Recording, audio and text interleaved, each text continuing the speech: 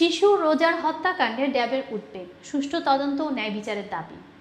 রাজধানীর তেজগাঁওয়ে ৫ বছর বয়সী শিশু রোজামনির নির্মম হত্যাকাণ্ডে গভীর উদ্বেগ প্রকাশ করেছে ডক্টরস অ্যাসোসিয়েশন অব বাংলাদেশ।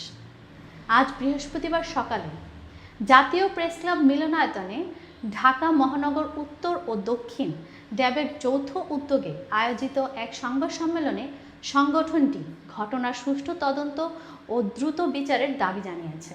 সংবাদ সম্মেলনে ড্যাব নেতৃবৃন্দ বলেন, শিশু রোজার নৃশংস হত্যাকাণ্ড একটি অমানবিক ও মর্মান্তিক ঘটনা।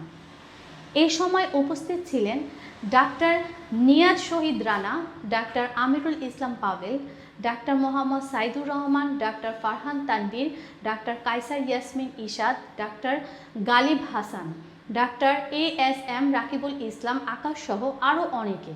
ঢাকা মহানগর উত্তর ড্যাবের সভাপতি অধ্যাপক ডাক্তার সরকার মাহবুব আহমেদ শামীম বলেন, আমরা একটি মানবিক রাষ্ট্র চাই। প্রতিটি মৃত্যুর জন্য রাষ্ট্রের দায় রয়েছে। রোজামনির মৃত্যুর সঠিক তদন্ত ও বিচার না হলে এটি সমাজে অনিরাপত্তা ও অব্যবস্থার বার্তা দেবে।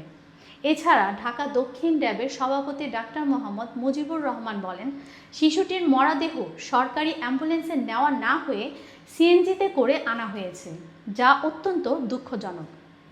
আমরা এর নিন্দা জানাই এবং পরিবারের প্রতি সহমর্মিতা জানাচ্ছি। নিহতের পরিবার সূত্রে জানা গেছে, গত 12 মে সকালে নিজ বাসা থেকে নিখোঁজ হয় রোজামনি। পরদিন সকালে বিজয় সরণি ফ্লাইওভারের নিচে ময়লার স্তূপে পাওয়া যায় তার মরদেহ। ওই জায়গা থেকে পুলিশ লাশ উদ্ধার করে শহীদ সোহরাওয়ার্দী মেডিকেল কলেজ হাসপাতালে মর্গে পাঠায়।